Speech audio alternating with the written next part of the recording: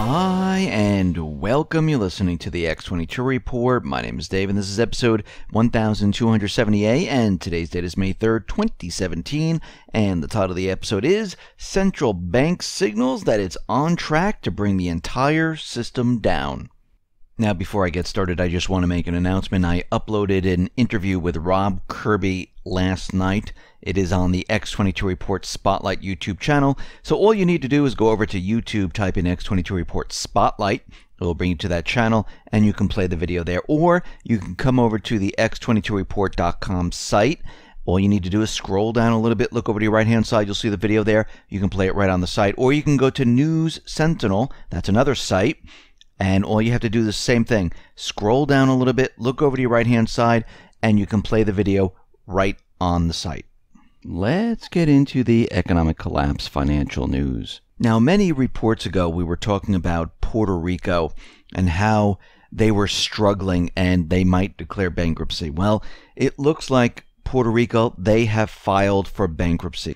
And we can see right now that Puerto Rico's governor, well, he announced the Commonwealth will request bankruptcy protection of a portion of the island's $70 billion in debt, setting up a showdown with Wall Street firms, which they owe billions of dollars to, in what will be the largest ever municipal debt restructuring and further complicating the U.S. territory's efforts to pull itself out of this financial crisis. Now, the Puerto Rico restructuring is going to be much larger than Detroit's record-setting bankruptcy. The board has agreed to submit Title III protection immediately, and they will submit it. And the financial collapse, well, it promises to impose deep losses on bondholders who for years snapped up Puerto Rico securities because they thought that Puerto Rico would not file bankruptcy because U.S. states can't file for bankruptcy.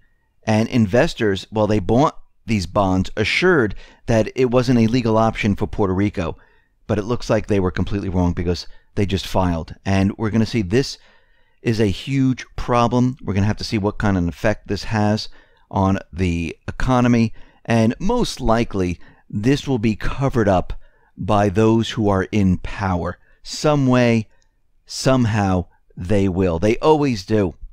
And what will happen is there will be something that occurs where they won't be able to cover it up. They won't be able to stop it. It'll be like an avalanche where it continually gains speed, where they try to block it, they try to cover it up, but they just can't do it. Now, the EU is doing whatever they possibly can to keep the EU countries within the EU. And what we're seeing right now is they have upped the ante. They're saying that the Brexit bill is being pushed up from 60 billion euros to 100 billion euros. Now, the new figure reflects a stricter demand made by Germany and France, in particular in relation to the post-Brexit farm payments and EU administration fees. And what we're seeing right now is that they want to make sure that none of these countries leave. And they're doing whatever they possibly can to stop this.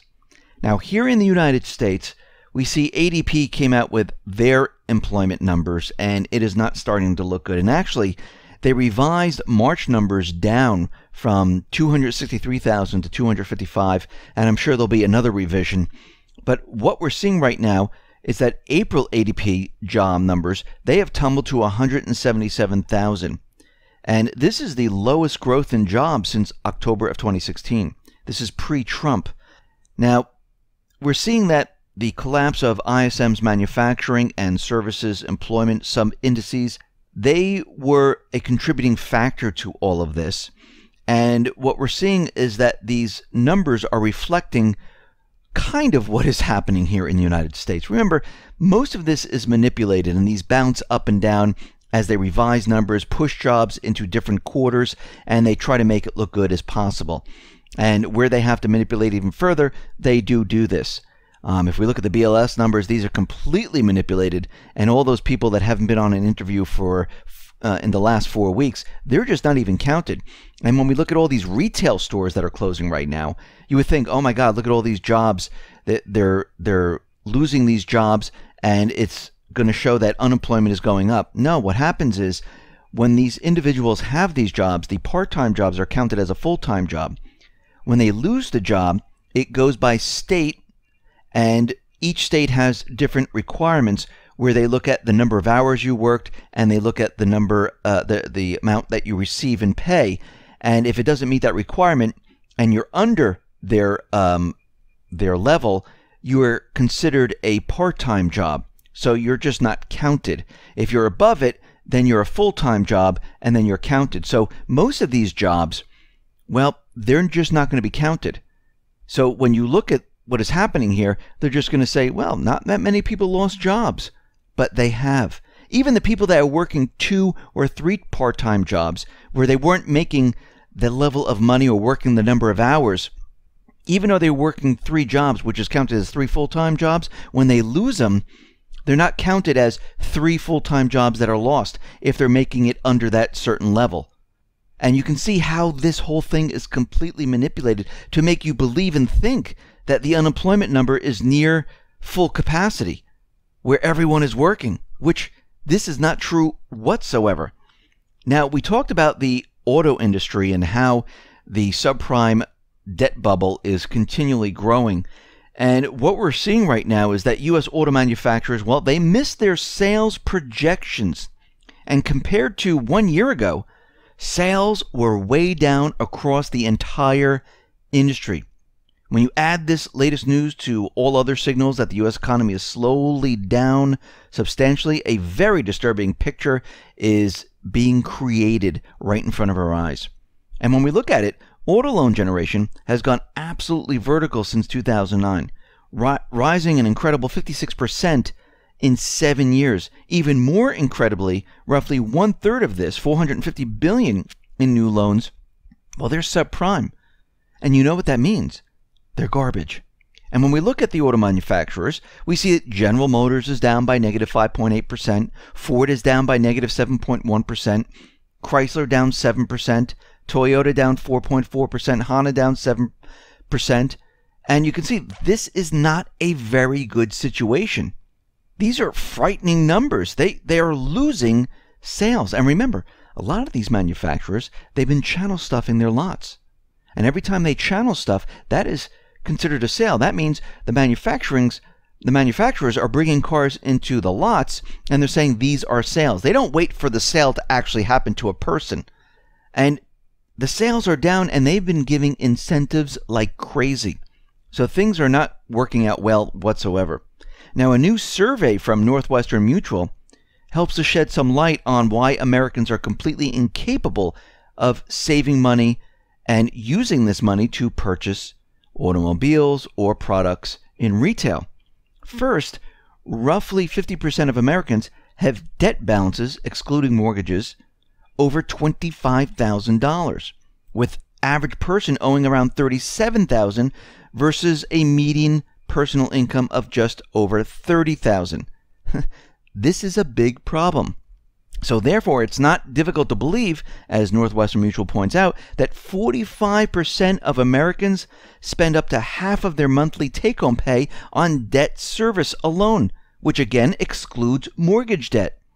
So this situation that we're in is dire. It is getting worse every single day. And if we look back a year ago at the auto manufacturers, when we talked about the channel stuffing and how cars sales are incredible, and the auto loan bubble was continually being inflated, and everyone's saying, wow, this is never going to stop. The auto industry, they're going to just keep selling cars. Well, we knew eventually it was going to hit the top. And we knew that eventually the people would be tapped out. Eventually, when you go from those people that have good credit down to the people that have subprime credit, down to the people below the subprime people, we know you run out of people. And then you start adding incentives into this to push the sales. And when all this stops and it doesn't work anymore, you're in this situation that we're in right now, where everything is starting to fall apart. And what's very interesting is that we're just talking about debt, is that the government, the corporate media, no one's even talking about the debt problem in America, where we're approaching the debt ceiling. Yes, the budget was passed and everyone is happy. They're going to be spending another $1 trillion. But where are they getting this money? They're not getting it from the taxpayers if people are continually losing their jobs. They're borrowing it. So the next thing on the chopping block here, they're going to have to look at the debt ceiling problem. And what we're seeing right now is that this debt is going to continually rise. And we're going to add another trillion plus this year. How in the world, with people losing job after job after job and tax revenue going down, can the debt be maintained? Think about all the people that have all this debt and their income can't keep up with the interest payments and the debt payment. This is what's happening here in America, and it's getting worse and worse as time goes on. Now, what's very interesting is we said, and we talked about the stock market, and we talked about a classic bubble scenario, and the stock market is in that classic bubble scenario right now, because what is happening is those insiders, they have been jumping ship and selling their stocks. Now, what we're seeing is that the major indexes, they're all at record highs in the last few months. Corporate insiders have been offloading shares to an extent not seen in 7 years. Selling totaled $10 billion in March. And this was all to the retail investor. And it's a troubling trend facing an equity market that's already grappling with its loftiest valuation since 2000 tech bubble. If the people with the deepest knowledge of a company are cashing out, why should investors keep buying at current prices? This is definitely a negative sign, because those people who are dumping their stock, the insiders, they don't even see the value in their own companies, because they understand and they know that things are going to turn. This is what happens in a bubble situation. The insiders who've blown the bubbles up, who bought back their own shares, continually did this, where banks have taken the free money from the Fed and pumped it into the stock market. They are now selling off to retail investors. Same thing in the housing market.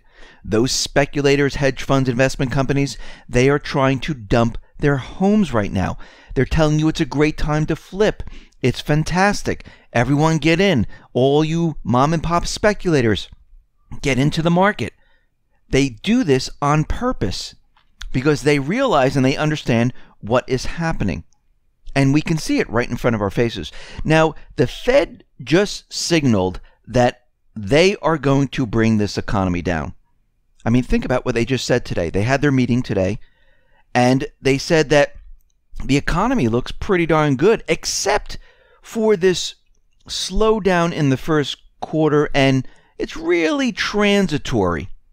But the labor market is fantastic. They're seeing solid gains. Inflation is around 2%, and everything looks fantastic, which means when they meet in June, most likely they're going to raise the interest rates. They haven't backed off. Think about if they backed off right now and they said, whoa, hey, the economy is not doing well right now, so we're not going to raise interest rates for the rest of the year. Actually, we're going to have to start lowering it right now. No, if they started to do that, people would say, wait a minute, what's going on here? 1 minute, you're telling us the economy is strong. The next minute, you're telling us that it's not strong and you have to lower rates, or you're not going to raise rates anymore. What they're telling you right now is that it's transitory, that the economy is still strong and they're still on track. They want everyone to believe that everything is still fine. Because remember, their entire plan is to make sure that the blame doesn't sit with them. And they're most likely going to manipulate the next GDP numbers that are coming up, because as we know, what makes up GDP? Well, 70% of it is spending. What is included in the spending? Obamacare. We know Obamacare is deteriorating and many people are opting out of spending for health insurance, so that is not helping GDP whatsoever. But if we go back to pre-election, right before the elections, they manipulated the GDP by exporting soybeans, and they brought that number up to like 2.7 or 2.8%, whatever that was. And they said, wow, look how great the economy is. And this was right before the elections. They will manipulate it once again. Will they make it that high? No, but they'll make it a lot better than it really seems. Why? So they can raise their rates because they have to be on track right now because they realize and they understand that the economy will not be able to survive. And if it crashes with them not raising the rates and it crashes in the way that Trump wants to crash it, he'll control the narrative because he's not going to crash it and say, hey, everyone, I did it. I'm the one who crashed it. No, he's going to make it look like the central bank did it by blowing up the bubbles, by doing what they're doing. Now, the central bank, they're trying to crash it and bring it down on their own. So this way they control the narrative. And when I say winner, there's really no winner. Everyone's a loser when this happens. But whoever wins, they will control the narrative. And this is the fight that's going on right now, right in front of our eyes. And we can see the central bank is doing the exact same thing they did prior to 2008. They brought the interest rates up, things started to fall apart, and once they start to fall apart, they start lowering it. And they're going to do the same exact thing. They're going to raise the rates, things will start rapidly falling apart. We're already seeing it right now, but they want it to fall apart in a way where they know there's no turning back and the system's just going to crash no matter what they do. And we can see that this is where we are headed right now, because as soon as the system starts to buckle and fall apart, if they are the winners of bringing down the economy, they're going to reverse all the interest rates. They're going to start the stimulus once again. If Trump wins bringing down this system, well, guess what? He's going to create the entire narrative to make it look like, look, we did what the central bank wanted. We did what has been done over many, many years. We increased the budget. We took out another $1 trillion. We pumped up the bubbles. The market has been pumped up and the whole system came down. Who is to blame for all of this? Who is the one that was telling us that the economy was fine, that everything was perfect? Who was telling us this is the reason we needed to raise rates? It was the central banking system. And he can take this whole thing, turn it around, and point the finger at the central bank. He will control the narrative. He'll have all the evidence to show that they were the ones who caused all of this. So get prepared. It is coming. Listen, everyone, thanks a lot for listening. Be well, be safe, and especially be prepared. Thanks a lot.